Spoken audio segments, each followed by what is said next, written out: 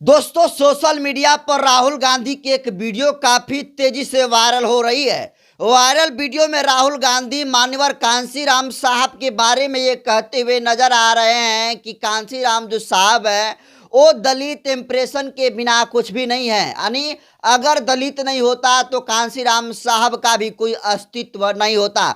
Are positioning is भगवान कैसे बना, उसके पीछे कौन खड़ा था, उसकी बात करो ना। Kanchiram is nothing without Dalit expression. Without his constituency. Without his constituency. Why are we forgetting his constituency? और ये सब कुछ राहुल गांधी एक बंद कमरे में दलित जो चिंतक है उसके सामने कह रहे थे। और जैसे ही ये वीडियो पब्लिकली होता है उसके बाद सोशल मीडिया पर ये वीडियो काफी तेजी से वायरल होने लगता है और जिसका इंतजार सब लोग करने लगते हैं कि जिस तरीके से राहुल गांधी ने कांशीराम साहब पर टिप्पणी करने का काम किया है उसको लेकर बहुजन नेता क्यों चुप हैं। बहुजन नेताओं को इस पर जवाब देना चाहिए।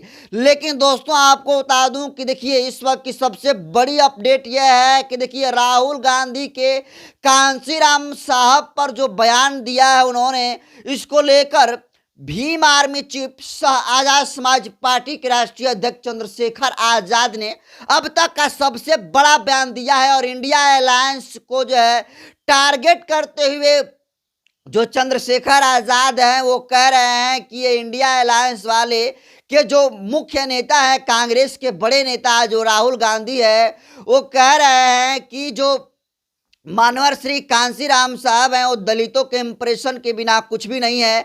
जिसके जवाब में चंद्रशेखर आजाद ये कहते हुए नजर आ रहे हैं कि कांशीराम साहब जो है सिर्फ एक व्यक्ति नहीं है, बल्कि वो हमारे लिए हमारे रहबर हैं, हमारे मसीहा हैं, जिन्होंने बहुजन समाज में क्रांति लाने का काम किया। और ऐसे बड़े दिग्गज हमारे रहबर के बारे में कोई टिप्पणी करे ये हम हरगिज जो है बर्दाश्त नहीं कर सकेंगे।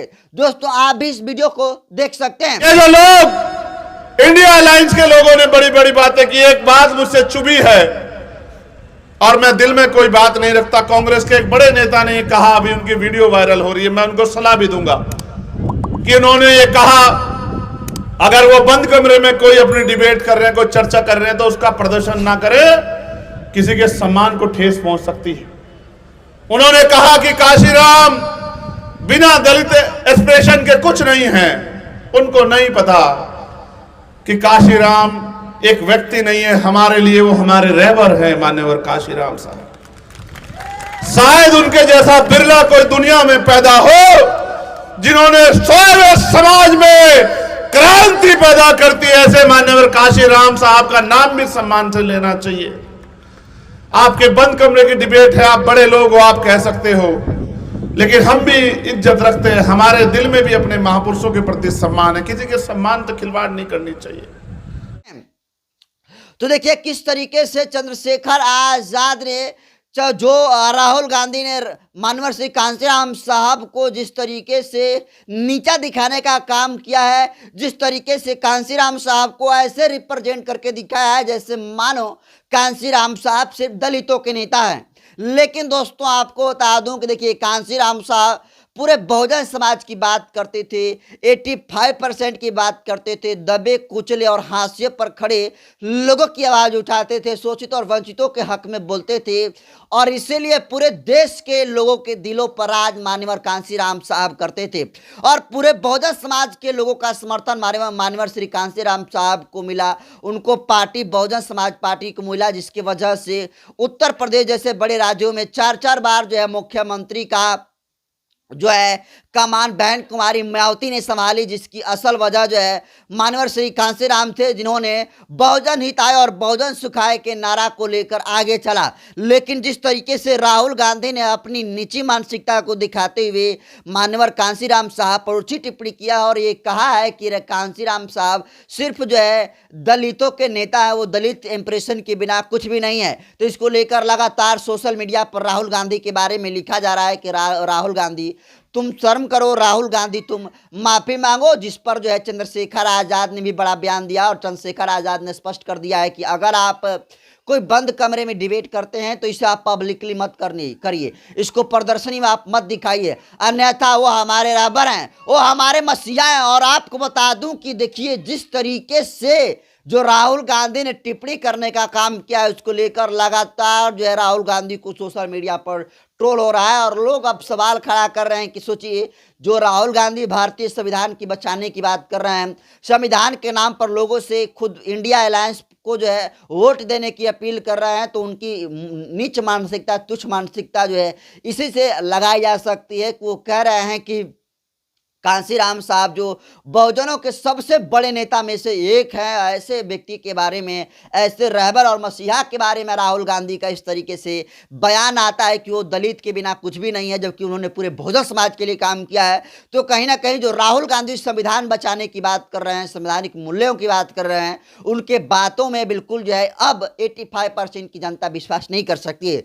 इसलिए क्योंकि वो कितना नफरत करते हैं दलित बहुजन महापुरुषों से, उसका अंदाजा जो है उनके टिप्पणी में, उनके विचारधाराओं में झलकता है। वैसे भी दोस्तों, जो मान्यवर कांशीराम साहब थे, वो जो है चाहे कांग्रेस हो या फिर भाजपा हो, इसको जो है सांपनाथ और नागनाथ कहते थे और कहते थे कि इन दोनों को जिताना मतलब एक दूसरे को जिताना हुआ। नहीं, भाजपा को जिताइएगा तो मतलब कांग्रेस जीती, कांग्रेस को जिताइएगा तो भाजपा जीती। और यही जो है पैरेलल दोस्तों इस बार के चुनाव में भी सेट किया गया। और आपको बता दूं कि ऐसे परसेप्शन इस देश में सेट किया गया लोकसभा 2024 के चुनाव में कि मानो यहाँ पर जो है बीजेपी और कांग्रेस के अलावा कोई दूसरा जो है फ्रंट ही नहीं है, कोई दूसरा कोई पार्टी नहीं है। और लोग ऑप्शन बना दिए कि तो आप बीजेपी को वोट करिए, नहीं तो जो है कांग्रेस को वोट करिए। जिसको लेकर कांशीराम साहब हमेशा कहते थे कि हमारा जो है समाज बहुजन समाज है, बहुजन समाज पार्टी है, और हम बहुजन समाज पार्टी को वोट करके ही संवैधानिक मूल्यों को रक्षा कर सकते हैं। लेकिन जिस तरीके से परसेप्शन सेट किया गया है कि राहुल गांधी नहीं तो नरेंद्र मोदी, कांग्रेस नहीं तो जो है बीजेपी, तो ये परसेप्शन को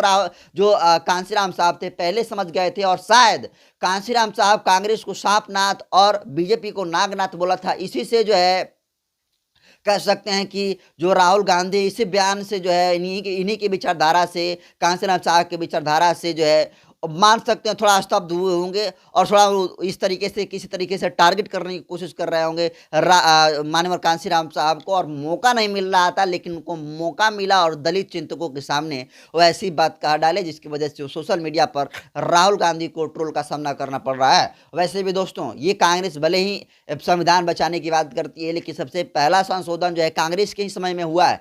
इसीलिए जो है कांशीराम साहब ने बहुजन समाज पर भरोसा जताने का काम किया था और बहुजन समाज को वोट करने की अपील की थी। लेकिन जिस तरीके से राहुल गांधी के बयान दिया है और चंद्रशेखर आजाद ने जिस तरीके से राहुल गांधी के बयान को लेकर राहुल गांधी को घेरने का काम किया, लपेटने का काम किया है, और चंद्रशेखर आजाद ने स्पष्ट किया है कि जो लोग संविधान बदलने की बात करते हैं वो 2 अप्रैल 2018 की घटना को याद रखें। सड़कों पर जिस तरीके से एक बड़ा इंकलाब लिखा गया था, एक बड़ा इंकलाब आया था, वैसा ही इंकलाब इस बार सड़कों पर आएगा जिसको ये सरकारें नहीं रोक पाएगी। इसलिए जो है संवैधानिक मूल्यों की रक्षा करें और जो बंद कमरे में आप डिबेट करते हैं उसे पब्लिकली नत होने दीजिए, क्योंकि वो हमारे आस्था है, हमारे रहबर हैं, हमारे भगवान हैं। और हम अपने भगवान के बारे में, माननीय कांशीराम साहब के बारे में कोई तुच्छ टिप्पणी कर रही है, हम बर्दाश्त नहीं कर सकते हैं।